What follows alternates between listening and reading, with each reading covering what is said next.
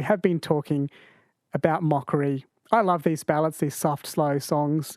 My next guest was a punk in the 90s, the mortal enemy of the librarian. I was a school librarian, so I'm not sure how things would have gone between us. Dr. Rachel Hannam, how would you have treated me as a school librarian in 1992? Oh, look, Ashwin, I was still quite lovely. I would have been very curious. I'm a very curious person. I would have been very curious about your personality. About why I'd embraced that lifestyle.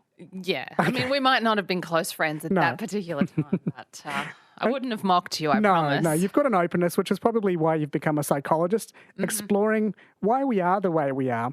And I brought you in today to talk about why we mock, because some groups, boomers, cyclists, vegans, we hear the term Karen lately the last few years, become the object of mockery. I'd like to understand what is happening there. Why are we doing that? Why are we singling out certain groups? Is it just fun, or is there just something a little bit deeper than that? What do you think, Rachel? Well, I do think it's a learned behaviour in our culture. You know, we learn it from perhaps our parents, our siblings, friends, the media, television, movies. And we're all on the continuum somewhere because all of us have laughed either directly or vicariously at somebody else's pain or misfortune or, something that we see as different to us. I think it comes from fear. I think so many things actually come from fear. There's so many kinds of fears and we're unconscious of many of our fears.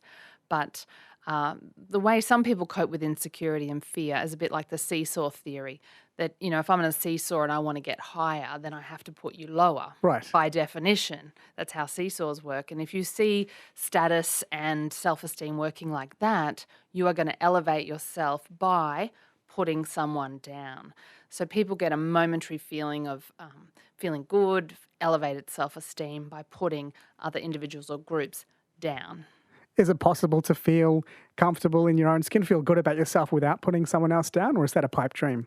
Oh, I think so. I think the more you deal with your own unconscious, your fears, your insecurities, the more you get solid belief in yourself and you can self-validate, the less you need to put other people down. Like I said, it's on a continuum. And yet, even preparing for this, I was thinking about how much I love the show The Office and how when the character Jim was humiliating Dwight, how hilarious that was. Vicariously, I found that very amusing, but then that's kind of the pain that doesn't hurt. When it does actually hurt because it's real, I don't think I do that at all anymore. I was on Dwight's side because he felt like a former school librarian.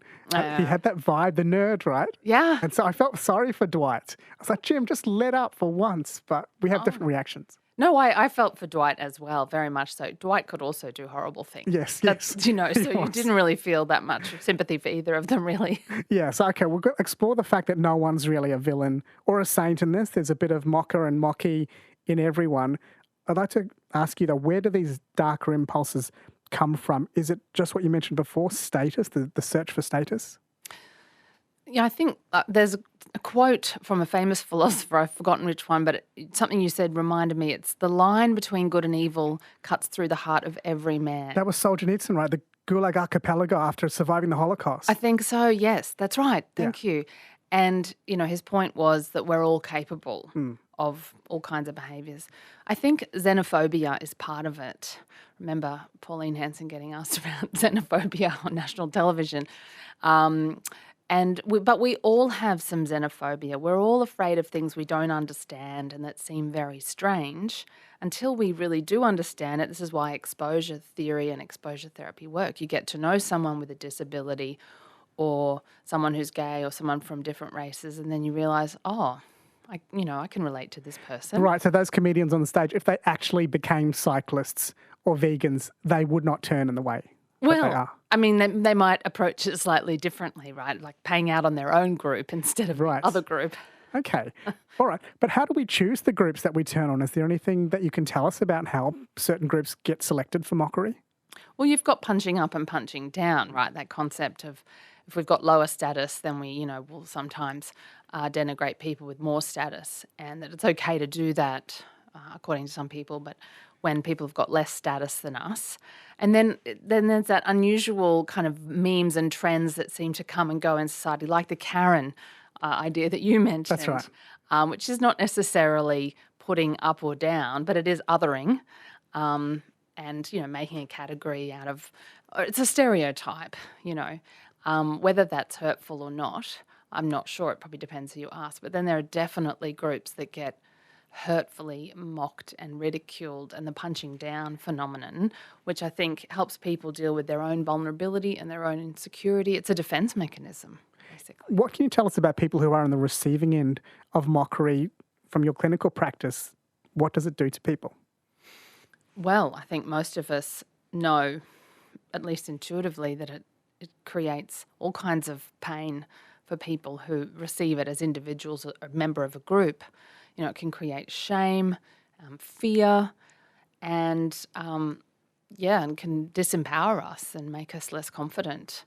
There's a whole lot of ramifications when we're on the receiving end. So children who are mocked, do they grow up quite shy, retiring, don't succeed as well in life? Do you see that phenomenon happening? Or do they go the other way? They use it as fuel? Yeah, I mean, we can see submission and rebellion in all human development. So some people rebel against the contempt and criticisms that they received. I'll prove them wrong.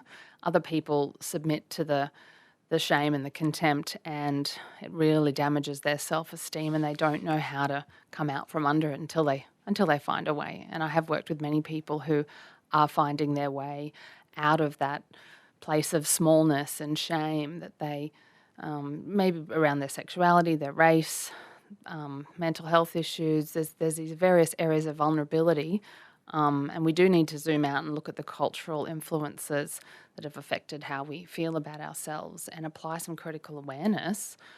It's not my fault. We need to find a way to self-validate and I think differentiate from the culture.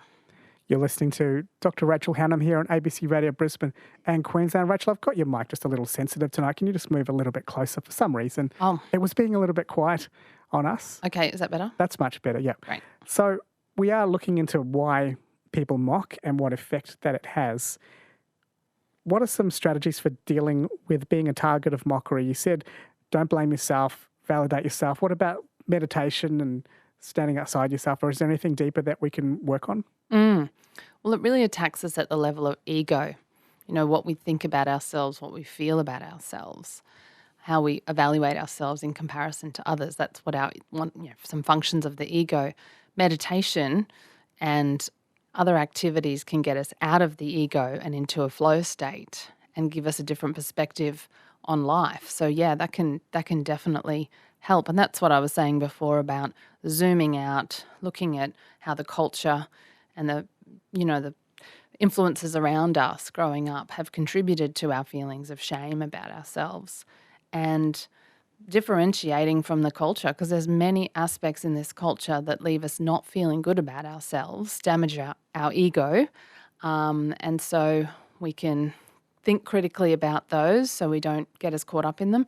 And then there's practices that get us out of our ego altogether, like meditation. Some people who don't like this type of ridicule, maybe they've got a parent who says, just don't be so sensitive. Sticks and stones can break your bones. Words will never hurt you. Stop being sensitive. Can you shine a light on what sensitivity involves? What can you tell us about sensitivity from a psychologist's point of view? Well, we think that some people are more naturally sensitive. I think we spoke once about rejection sensitivity many months ago, or maybe it was a different host. No, that was me. That was you.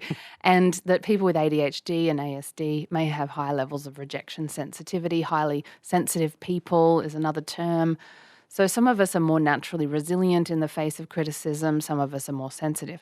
But it's a continuum, like I said before. All of us are affected by other people's behaviour. None of us, maybe if you're a psychopath, you're not affected, but all of us are influenced and affected by one another.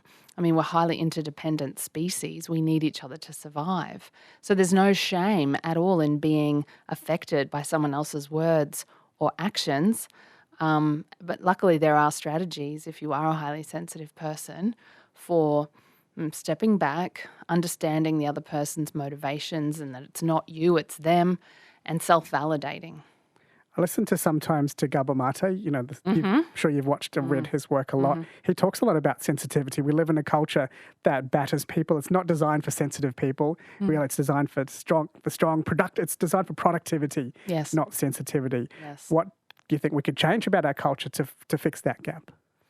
Well, I'm doing what I can, which is talking about vulnerability and shame and sensitivity and how these are universal human experiences and personality differences. And people like Susan Cain, who has a great TED talk called Quiet, and another great book with the book on the same name, and Bittersweet, which is about how we can use our sensitivities to enrich our lives.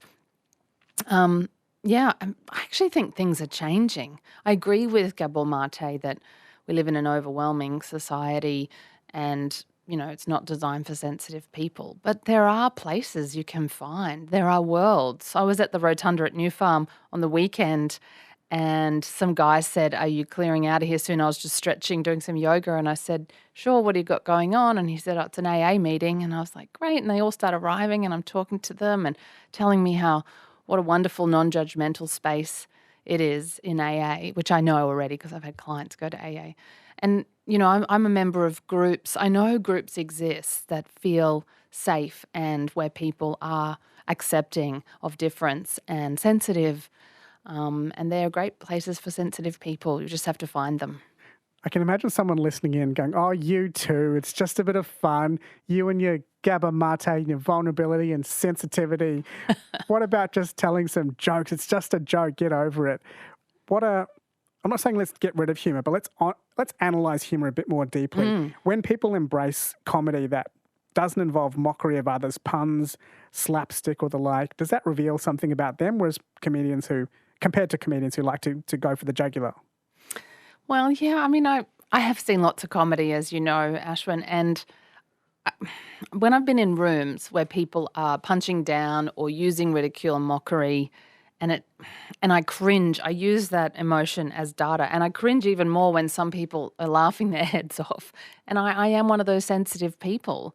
I can certainly take a joke. I love humour and its ability to lighten things and give us perspective and have a catharsis, a release of tension. Comedy's brilliant for that. And the nature of what's funny changes over the decades, as we know. So I guess when something like that happens, maybe it's a symptom of the fact that we're in a bit of a transition period where what used to be funny isn't funny to the majority anymore. And that would be an example. Mockery. Okay. Yeah. I'd like to look into empathy a little bit more. When someone has empathy, does that make them less likely to mock, or do they just choose different targets? Less likely to mock. I think so. I think people who are very high on empathy naturally, they're reading other people's cues, they're tuned into other people's feelings. So they're going to be more sensitive to the effects of other people's behaviour on their friends and family and colleagues. So, yeah, they're going to be less likely to use mockery. Well, I saw some research on oxytocin, which is the bonding chemical within us. It makes us feel very warm and connected, but with a caveat.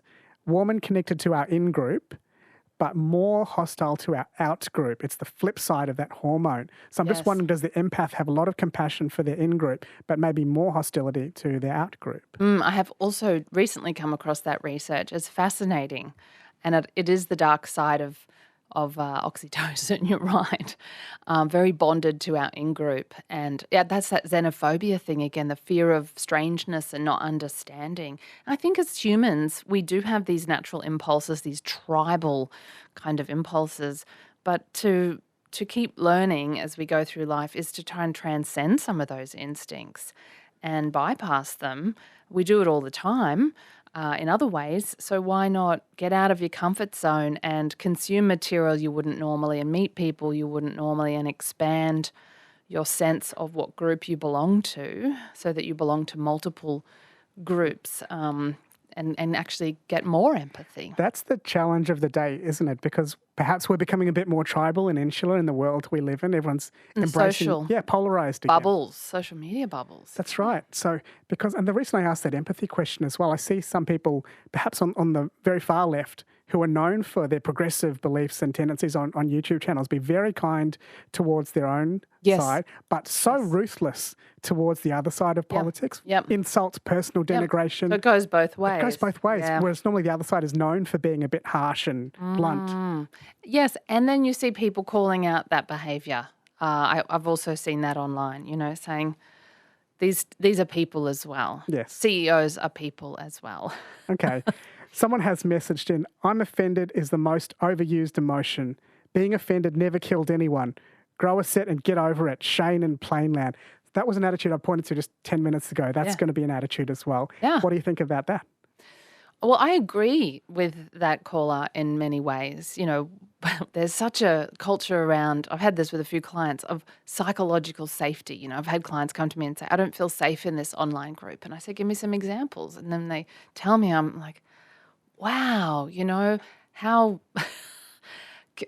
can we can't be like the king in the Buddha's parable who wants his entire kingdom covered in leather so he doesn't get any splinters in his feet. We need to actually get some shoes, cover our feet, and then we can go anywhere. So I always say that psychological safety is our responsibility. If I don't feel safe around somebody, then maybe it's up to me to decide whether I'm going to set a boundary or say something. And that's different to physical safety. If someone's threatening my physical safety, I'm going to do something about it. But psychological safety is not the same as physical safety. So I'm with your caller that, maybe we are a bit too sensitive and we're blaming other people when really we need to be taking responsibility. And people have said that in quite different ways, don't they? The Stoics talked about you can't be offended. You can only take offense. Just take charge of your own feelings and emotions as much as possible. Yeah, and if people, are saying lots of jarring things and it's a pattern and you think, I don't want this person in my life, set a boundary, set a limit. Don't have them in your life anymore if that's a choice. Otherwise, look after yourself, speak up. And if someone, I like this strategy very much. If someone tells a really denigrating joke that's ridiculing a group, I think this is very clever. You say, I don't understand. Can you please explain that joke to me? Right, because no one wants to explain a joke. No, that's right. Okay. Good tactic to leave us with. Dr. Rachel Hannam from North Brisbane Psychologists. Thank you for coming in and sharing a little bit of light on mockery this evening. Thanks, Ashwin.